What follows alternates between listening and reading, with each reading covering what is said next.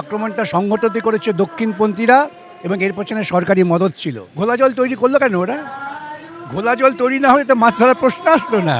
এই যে আমরা দেখলাম যে ধর্মেন্দ্র প্রধানের যে পদত্যাগ, এটা একটা অন্যতম বড় দাবি ছিল এই ছাত্র আন্দোলনে।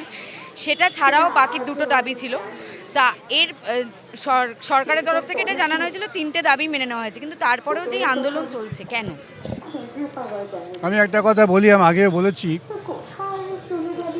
এই ককরোচ পার্টির জমায়েত বা সমাবেশটা তারা কখনোই জাতীয় স্তর পর্যন্ত গুরুত্ব পেত না যদি না বামপন্থীরা যুক্ত হতেন। যেদিন থেকে বামপন্থীরা যুক্ত হলেন সেদিন থেকে তা একটা সর্বভারতীয় চেহারা পেয়েছে এবং আন্দোলনের একটা নতুন মেজাজ পেয়েছে। একটা পরিকল্পনা ছিল, আমি বহুবার বলেছি, যে এই ধরনের ছোটোখাটো বিক্ষোভ করিয়ে সাধারণ মানুষের যে মূল বিক্ষোভ সেটাকে ভিন্ন পথে প্রবাহিত করে দেওয়া, সেটা ব্যর্থ হয়ে গেছে।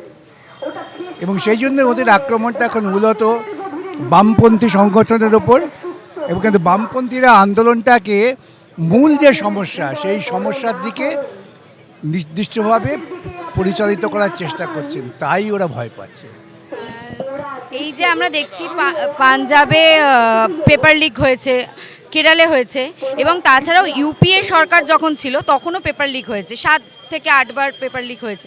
তা এইবার পেপার লিকটা কেন এই রকম একটা বড়সড় ছাত্র আন্দোলনের জন্ম দিল? আগে ছিল রাজ্যভিত্তিক, সেখানে মেধা বিচার হতো। আমাদের এখানে জয়েন্ট এন্ট্রান্স এক্সাম ছিল, এইরকম বিভিন্ন রাজ্যে ছিল। সেখানে পেপার লিক হলেও সেটা কনফাইন থাকতো ওই পার্টিকুলার স্টেটে। ওরা ক্ষমতায় এসে তাকে কেন্দ্রীয় হাতে নিয়ে নিল। ওদের লক্ষ্যই ছিল কেন্দ্রীয়ভাবে দুর্নীতি করব। শুধু পেপার লিক নয়, এর সঙ্গে কোটি কোটি টাকার কোচিং সেন্টারের একটা অবদান আছে, যেগুলো বিজেপি চালায়। মানুষের বিক্ষোভটা সেই জন্যেই এক জায়গায় ধুমায়িত হয়েছে। কত আগে পেপার লিক হয়েছে এই সমস্ত অজুহাত দেওয়ার কোনো অর্থ হয় না।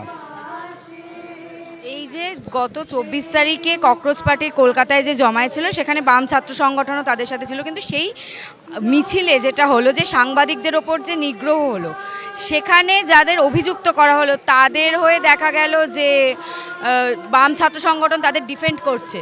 কি বলবেন? বাম ছাত্র সংগঠন তো নিশ্চয়ই তাদের হয়ে লড়বেন যাদের অন্যায়ভাবে গ্রেপ্তার করা হয়েছে।